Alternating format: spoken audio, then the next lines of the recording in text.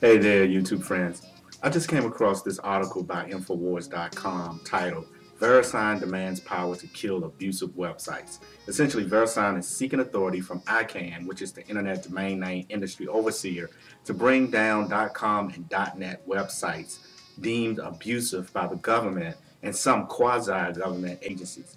The article also makes mention that our government, legislatures, appear to be trying to mimic China's internet policing policies. Needless to say, this is a threat to free speech using the internet, which is the most prolific communication tool used by ordinary citizens to share information around the world. See the link in the description for this video to read the full article when you get a chance.